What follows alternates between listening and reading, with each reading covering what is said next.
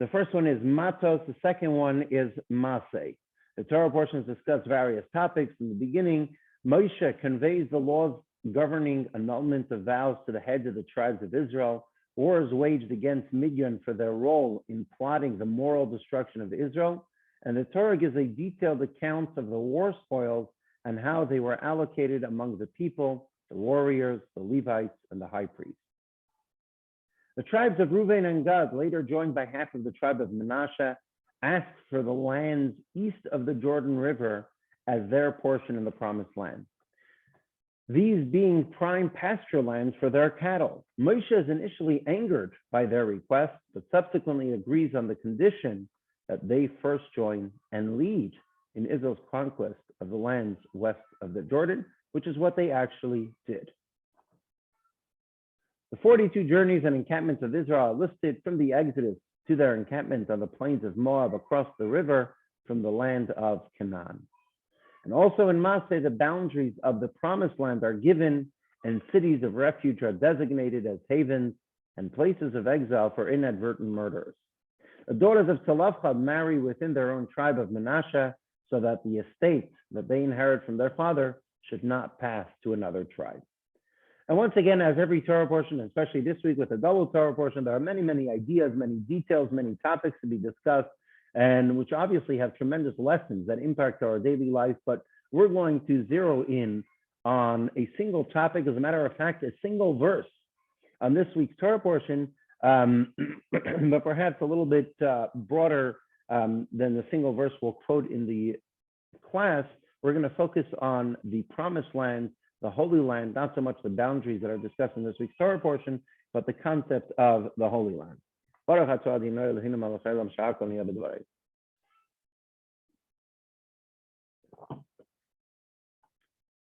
It's a problem or a question we've probably grappled with at some point or another.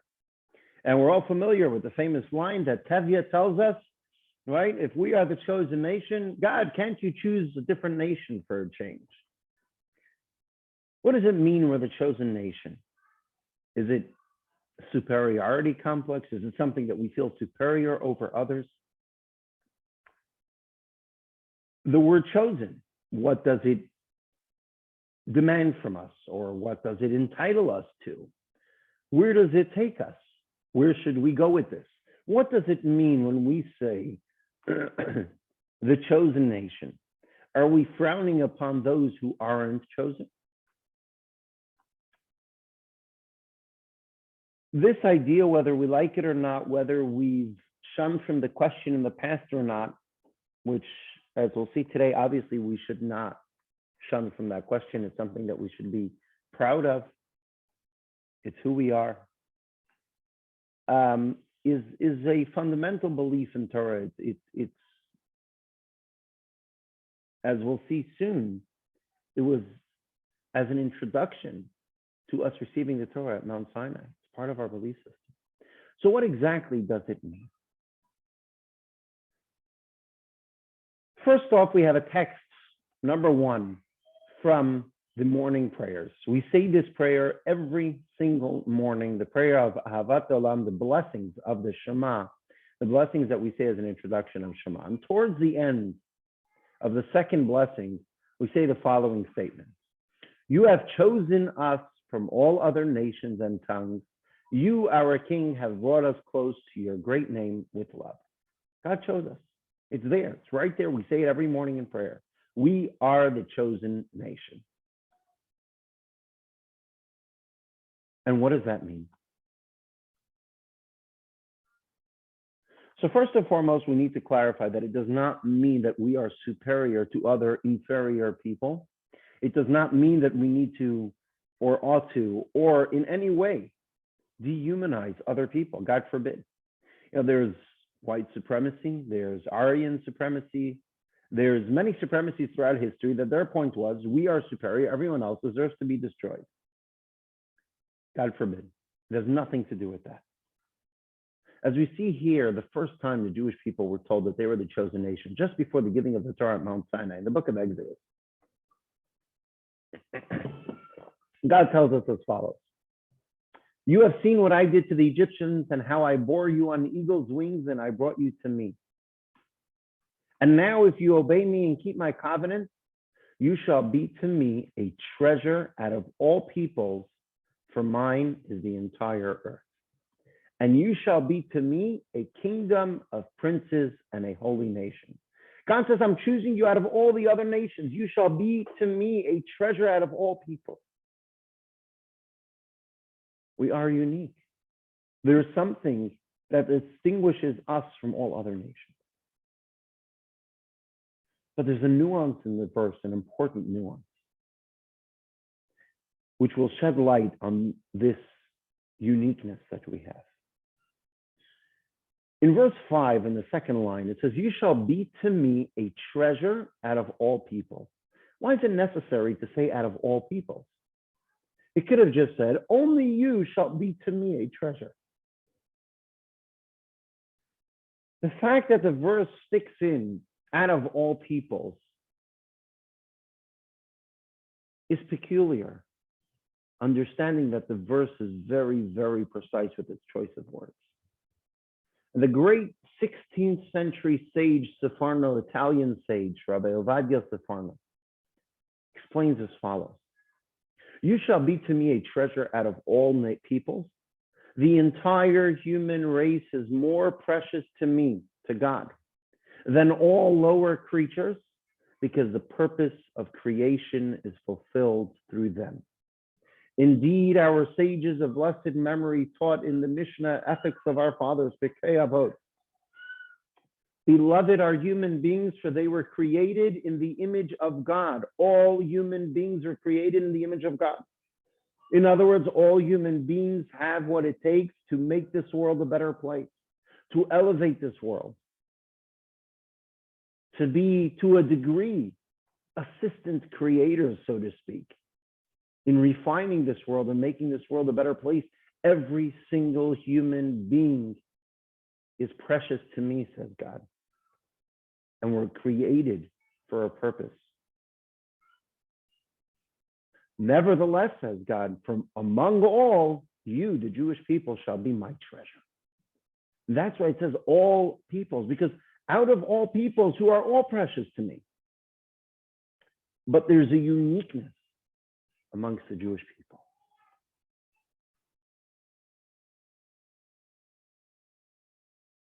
So it's not so much a superiority idea. It's an idea that there is something unique, that although all human beings are created in the divine image, and as such,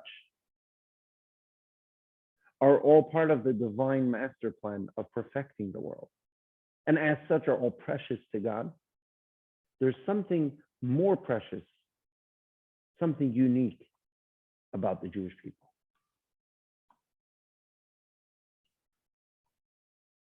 What does that mean?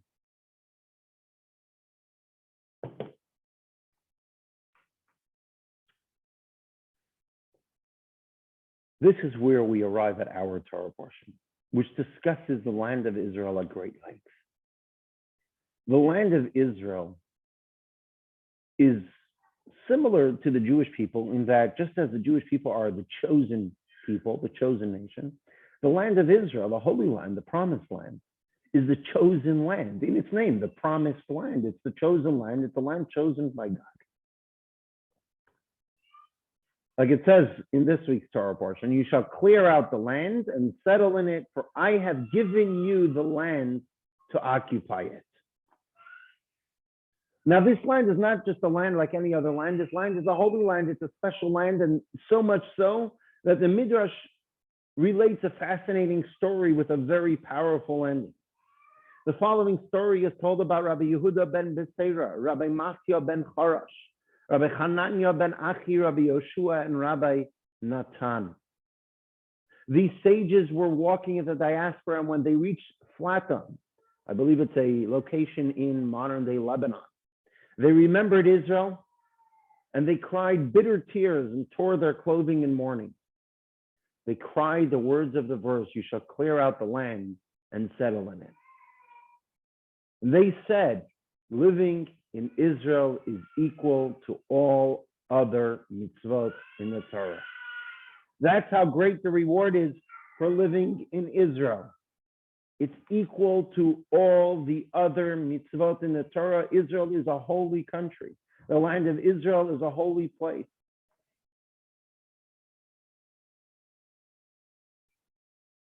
I intended to translate this before the class, but I didn't get a chance. It's a mistranslation here, but the Hebrew here, this is another midrash, which relates a similar concept. And the midrash explains that a conversation that took place in the study house related to the kings of Israel. And it asks, why did King Omri, the king of Israel, merit that 3 generations of his descendants would assume the throne, something that none of his predecessors had merited? And the sages who were discussing this said, we don't know.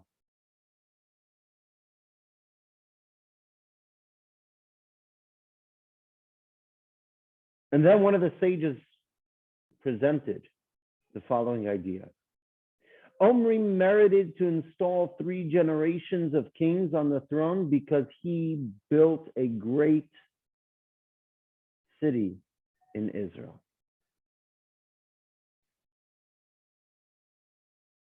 In Shomron, in Samaria, he built a huge city, which was settled by many, many Jewish people. And as a result, he merited that 3 generations sat on the throne after him. And so we see that the land of Israel is no regular land. It's not a regular place. It's a holy place. It's something unique. It's something different. It's something that sticks out.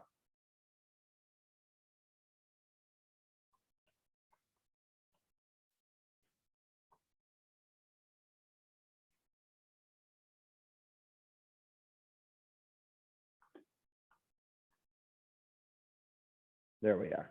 Okay, sorry about that. So here's the question. If the land of Israel is such a holy place, such a special place, such a unique place, it's the chosen land, it's the promised land where God says that Jewish people should take the land. And that's what happened. And we were there for thousands of years. Why is it that it's not called the land of Israel in the Torah? All right, text 6, speak to the children of Israel and say to them, when you cross the Jordan into the land of Canaan, at that point it will no longer be the land of Canaan, it will be the land of Israel. If it's such a holy land, isn't that expressed better with calling it the land of Israel, Eretz Yisrael? Not with its secular name, the land of Canaan. Why is it constantly, time and again, referred to the land of Canaan? Even in the books of prophets and scriptures, it's referred to as Eretz Canaan, the land of Canaan. Why? Why this insistence of using this term, the land of Canaan, and not the land of Israel?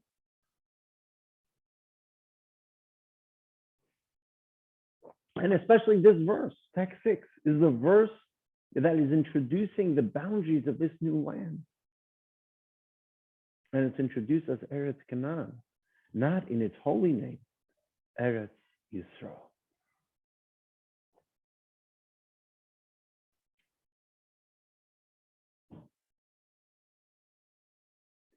To understand this, we need to understand what makes Israel special in the first place.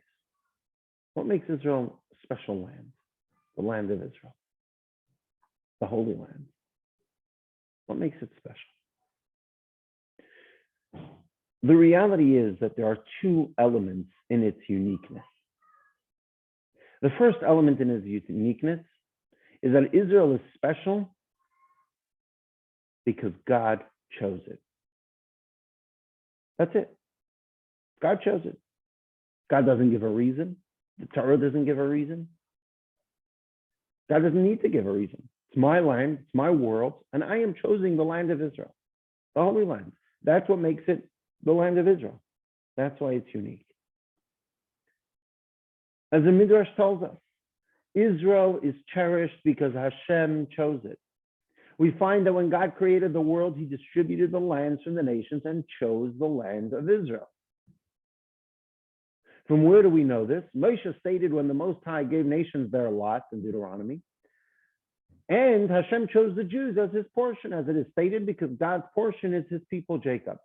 God said, let the Jewish people who came into my portion go ahead and inherit the land that came into my portion. God chose the land of Israel because he chose it. No reason at all. That's what makes Israel unique. That's the first element of it. We don't know why, but if God chose this puts it a notch higher than any other land. Then we have a second unique element that makes Israel special. And that is the holiness of the land, which is a result of God's choice. But it's a second step. Once God chose the land of Israel, now Israel is imbued with this unique holiness, with this unique spark of godliness that's present in Israel over any other place in the world.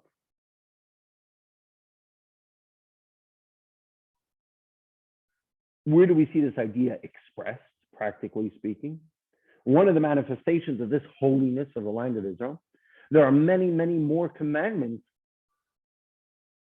that can be fulfilled than in any other place in the world, right? The temple can only be in the land of Israel. The laws associated with the temple can only be in the land of Israel. There are many more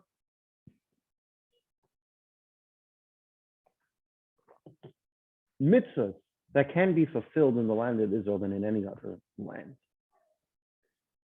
Another aspect is that there's a certain holy aura that's found in Israel. The Talmud tells us, Avira be'eretz Yisrael machkima. The land, the very fact of being in the land of Israel, the air, the atmosphere in Israel makes person wiser. Just by being there. Okay, you want to pass, you're a lawyer, you want to pass the bar, you're a doctor, you want to pass your medical exam. Go to Israel, you'll become wiser. Maybe you'll see that being Jewish is not all about being a lawyer or a doctor. Go to Israel. Right, you know the story. Mother has 3 children. First child comes home and says, Mom, you know what? I decided, spoke to my education counselor, my school counselor, and together we came up that I want to be a lawyer. The mother's all proud of her daughter. She wants to be a lawyer. Wow, this is, going in the path of your grandfather who was a lawyer. 2 years later, the next child comes home and says, Mom, you know what? I've decided I'd like to be a doctor. She says, Jack, I'm so proud of you. Your father's a doctor. Your uncle's a doctor. I'm very proud of you. 2 years later, the third child comes home. And he says, Mom, you know what? I've been hanging out at the Chabad on campus. And I've decided I want to go to Israel to study to become a rabbi. The mother looks at her son and he says, Oi, what type of profession is that for a nice Jewish boy? So that's what Israel is about. The second element, it's an element of holiness which is inherent in the land as a result of God's choosing it. So we have these 2 elements. The first one is it's unique because God chose it. That's it. That's the beginning, the end, the middle. That's the entirety of it. Lock, stock, and barrel, God chose it. Secondly, it has an inherent sanctity. These 2 aspects that make Israel special, that make the land of Israel special, are expressed and represented in the 2 names that we mentioned earlier, the land of Israel and the land of Canaan. How is that? Let's have a look in the following text, an explanation from the Rebbe. Text 9. The difference between these 2 elements, being the chosen land and being the holy land, manifests itself, among other things, in the names for the land. The land's sanctity accounts for the name, the land of Israel specifically, to the exclusion of other names like the land of Canaan, because the sanctity really has no association with the land of Canaan per se. By contrast, the fact that God chose this land does not call for a unique title of the land of Israel. Names like the land of Canaan can also be used. This is because God chose the land already when he created the world, elevating it from all other lands. This answers our question that we asked in the beginning. Why does the Torah use the name Canaan when describing Israel? Because the unique sanctity of the land of Israel does not, or is not called the land of Canaan, because it precludes any name other than Israel, because that's the name that expresses the sanctity of the land. But when we're referencing the chosenness of the land, the idea that God chose this parcel of land, we can use any name for it. Because, hey, God chose the land well before it became the land of Israel. God chose the land, and call it what you want. It's still the land that God chose. So when we're discussing in the Torah, before it becomes the land of Israel, it makes no difference. We can call it the land of Canaan, because the land of Canaan doesn't preclude the reality, or doesn't negate the reality that this is a land chosen by God. Whereas when we're referencing the inherent holiness of the land, now the holiness of the land is expressed solely by the name, the land of Israel.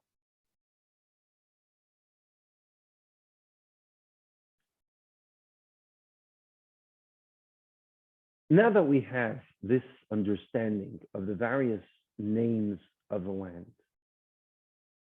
and its association with these two elements of the uniqueness of the land of Israel, whether it's because God chose it or because of its inherent sanctity as a result of God's choosing it, we're going to get back to the Jewish people being the chosen people. We'll explain these two concepts in that framework, and it'll also give us a deeper understanding as it pertains to the land of Israel.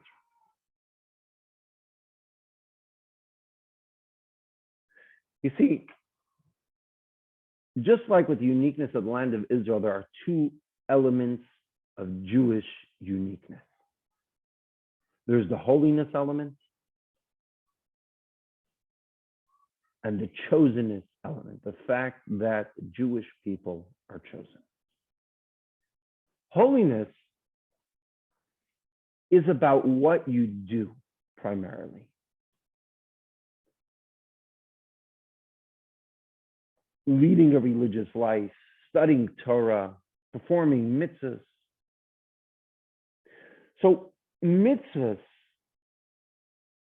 are a way of a person fulfilling commandments, are the way that a person, by their own choice, decides to make their life more meaningful, to connect to God through the performance of mitzvahs. And this is an opportunity that's unique to the Jewish people. As recipients of the 613 commandments, we have this opportunity to connect to God through the performance of a mitzvah. But that is representative of the holiness of the people of Israel. It has nothing to do with the chosenness of the Jewish people. Because our connection to God through the study of Torah, through the performance of mitzvahs, is not about God choosing us. It's a covenant between us and God. It's a two-way relationship between God and us, the Jewish people. And that's why the Midrash, when discussing the Jewish people receiving the Torah as an introduction, it discusses it in a way of God offering this relationship to a host of other peoples. And when they all say no, the Jewish people come and they accept this relationship. This is all the idea of a relationship where one party offers something to the other, and the latter willingly accepts it in return. It's not a choice. It's a mutual acceptance that we will be in this relationship together. Here's the Midrash. Sorry for the small words. When God appeared to give the Torah to the Jewish people, it is not the Jewish people alone to whom he appeared, but to all of the nations. First, he went to the children of Esau and he asked them, will you accept the Torah? And they asked, what is written in it? So God answered, you shall not kill. They answered, the entire essence of our father is murder, as it is written in the hands of Esau. And regarding this, that Esau's father assured him, and by your sword you shall live. And they said, no, we don't want the Torah. God then went to the children of Ammon and Moab, the Moabites, and asked them, will you accept the Torah? They asked, what is written in it? And God answers, you shall not commit adultery. And they answered, Master of the universe, illicit relations are our entire essence. As it is written in the two daughters of Lot, conceived by their father, and they had children. One was Ammon and one was Moab. God then went and found the children of Ishmael and asked them, will you accept the Torah? And they asked, what is written in it? And he answered, you shall not steal. And they answered, Lord of the universe, our father's entire essence is stealing. As in the verse that states, and Ishmael shall be a wild man, his hand against all. There wasn't a single nation to whom God did not go and speak and knock at their door, asking them they would accept the Torah, until they all divested and ceded the Torah to Israel. There's a famous joke on this play on this midrash that God went to all the nations and asked them, and they said this, that, and the next thing finally God came to the Jewish people and said, would you like the Torah? And the Jewish people said, how much does it cost? And they said, God said it's free. They said, all right, we'll take two. And that's how the Jews ended up with the 2 tablets. But jokes aside, so what do we see here from the midrash? We see here from the midrash that this was a relationship. This wasn't God choosing the Jewish people. It was just a relationship that the Jewish people chose to accept. Had they wanted to, they could have said, no, we don't want it. So it was a relationship that they chose to accept. The connection that a Jew has with God through living a Torah life is unique, has many benefits, something that we've discussed many, many times, but it isn't the essential connection. It's not representative of the notion that God chose us as his nation, because true choice is only when the two options are absolutely on an equal playing field, with no distinct advantage for one over the other. The connection that God and a Jew enjoy through the Torah cannot be representative of God's choosing us as his nation. Because how can you compare someone who follows God's commandments to someone who doesn't follow God's commandments? There's an obvious advantage to one over the other. So of course, God isn't choosing us per se. It isn't a pure choice. It's a logical decision. To say that God freely and completely objectively chose the Jewish people as his nation shows us that there is nothing about us that would compel that choice.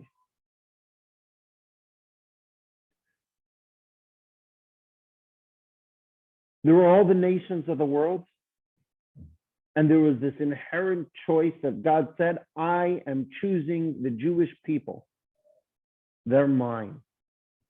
It's a core connection. It's an essential connection that has absolutely nothing to do with one's performance of Torah and mitzvah. You, me, and Tom, who doesn't even know that he was Jewish, are all equally chosen by God and connected to God through that choice that God made. Irrespective, regardless of what we feel about it. God chose it. It runs this connection, this deep connection is a bond between the Jewish person and God that runs far deeper than any conventional relationship building block. Text 11. True choice is only possible when there is an equivalence between the two items in question.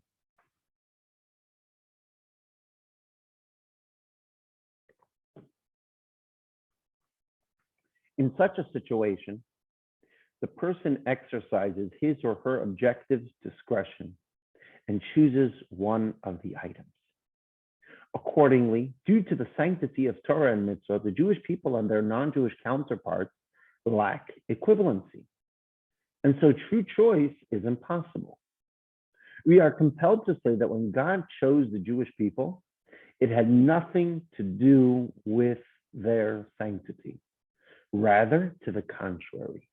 It is his choice that introduced that sanctity to begin with, just like with the land of Israel.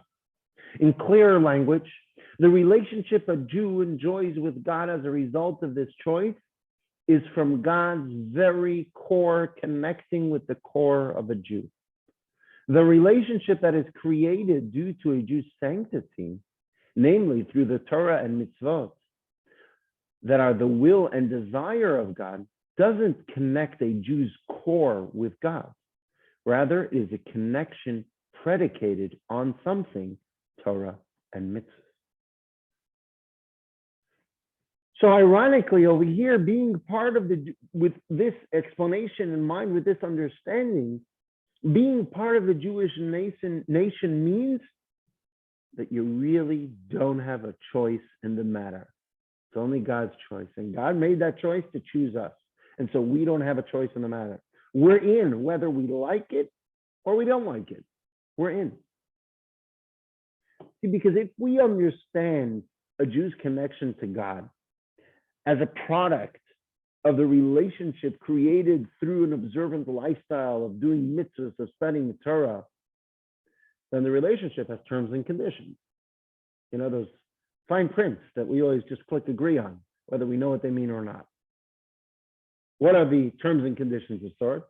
If you follow the laws, you're in. If you don't follow the laws, you're out. Which is why I meet so many Jews, and they only think about that level of connection and they say, Rabbi, I'm a bad Jew. God doesn't like me. God forbid. Because that's only on this level of Torah and mitzvahs, which isn't the reason why God likes us or loves us. The reason why God loves us is because he chose us. And he chose us whether we like it or not, whether we perform the commandments or not, whether we study Torah or not. God chose each and every single one of us unilaterally.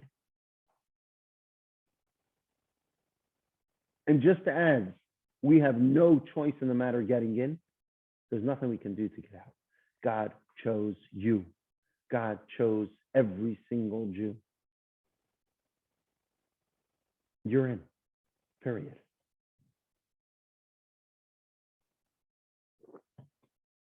Which explains a very powerful statement in the Zohar.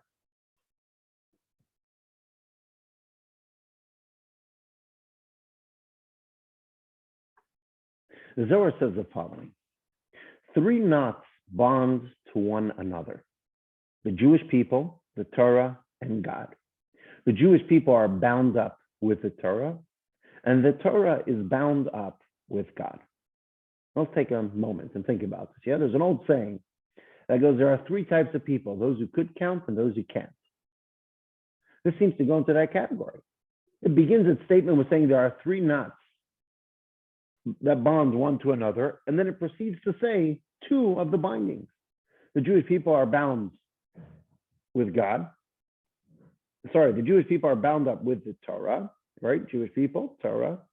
And the Torah is bound up with God. If you have 3 ropes and you want to connect them to each other, you only need 2 knots. So why does the Zohar say there are 3 knots? And the reason is because in that natural order of the Jewish people connecting to God through the fulfillment of Torah and mitzvahs, there are only 2 knots. But there's a 3rd knot here. A 3rd knot here that is beyond Torah, that circumvents Torah. And that is, think about 3 ropes in a triangle. They're all connected to each other. So yes, there is one natural order of things of the Jewish people going through Torah and thereby connecting with God through performance of the commandments and study of Torah. But then there is this innate core connection with the Jewish people directly with God. that is beyond the Torah. And as such, practically speaking, when do we see the behavior of the Jewish people as the chosen nation? Not when we do the stuff that resonates with us. Not when we do the Torah and mitzvahs that come to us naturally. Because that technically all falls into the realm of the bond we have to God through Torah. When do we see the behavior of the chosen nation expressed? When do we see our chosenness? When we keep on doing our job, even when it's difficult, even when it makes no sense, even when it is something beyond what I can relate to. When I do something which is beyond me, when a Jew keeps on doing their job simply because he or she is unable not to, this is who I am, that is a symptom of their chosenness. Right? The famous joke that I've mentioned many times, go to a mosque on Friday and ask the people coming out if they believe in God. They'll look at you like you fell from the moon. Of course I believe in God. Why else would I be here? Go to a different house of worship on Sunday and ask them if they believe in God. They'll look at you dumbfounded. Of course I believe in God. Why else would I be here? Go to a synagogue on Yom Kippur and meet the Jews coming out of synagogue and say, hey, Jack, do you believe in God? Well, it depends what you mean believe. It depends what you mean God. I like bagels and lox, connecting with my family, a little borscht, a little gefilte fish, right? What's so complicated? How many Islamic atheists have you met? Far, far, and few in between. How many Jewish atheists? Oh, a dime a dozen. Every second Jew I meet is an atheist.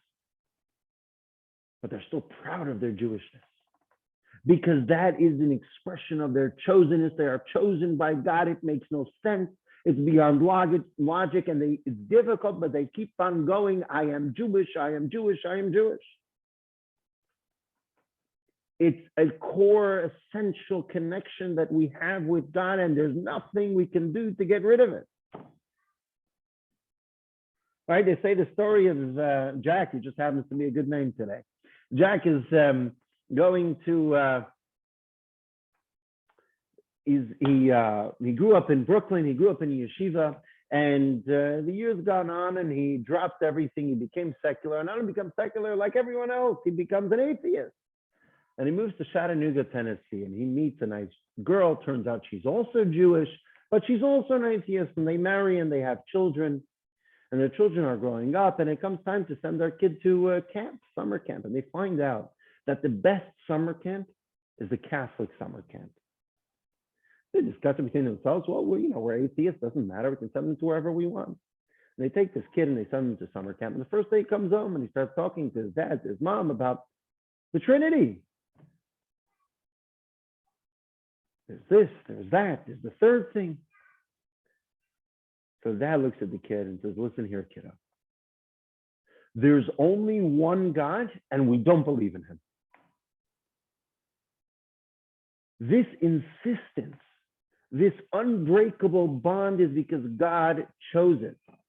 It's not because of the relationship of our own goodwill through acceptance of the Torah and mitzvahs. It has nothing to do with how much mitzvahs we do, how many mitzvahs we do, how much Torah we study. It has to do because we are unable not to. This is a symptom of our chosenness. Because if we're not into it and we do it anyhow, it's part of our very identity. It's our essence. It's who we are.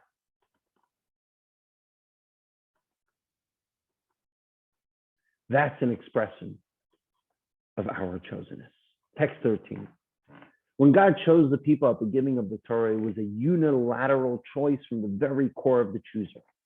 This influenced the relationship between God and the Jewish people for long after that time, creating a connection not only by dint of what a Jew does, but embedded within his or her very identity.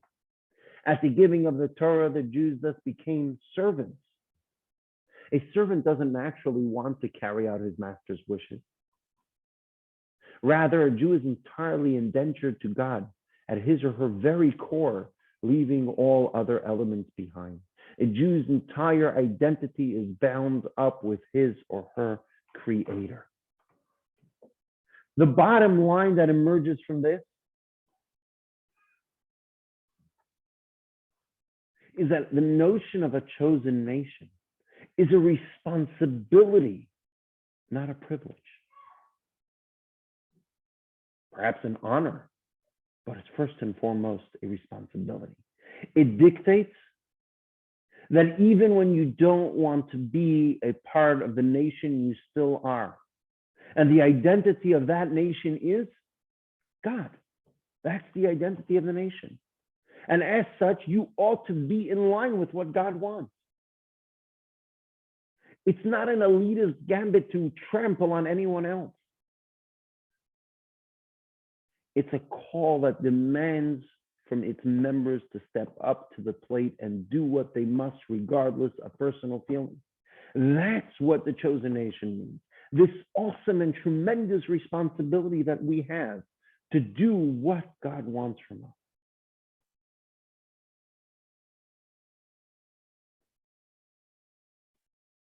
Now let's turn back to the Sefarno, that great Italian 16th century Italian sage that we quoted in the beginning. And he gives us this idea in a short few lines. On those verses where God tells us that we are his chosen nation, on those verses where he explained that all people are precious because they fulfill the purpose of creation, but the Jews are chosen as a treasure, he explains this exact idea, text 14. And you shall be to me a kingdom of princes. What does that mean? You will be a treasure to me in the sense that you will be a kingdom of priests to guide and teach the entire human race to invoke God's name and to worship him shoulder to shoulder. The focus of chosenness is not a statement of greatness. It's a call to responsibility. To be God's treasure means to go at the difficult task of guiding and teaching the nations of the world about ethical monotheism, about teaching the world what the Torah has to offer, about teaching the world that the values and morals the Torah has for all of humanity.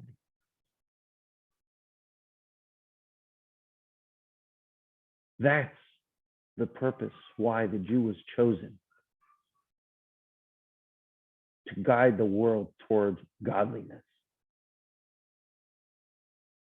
And we see that throughout the ages, whether knowingly or not, Jewish people have done that. I'm going to give two examples. One, a letter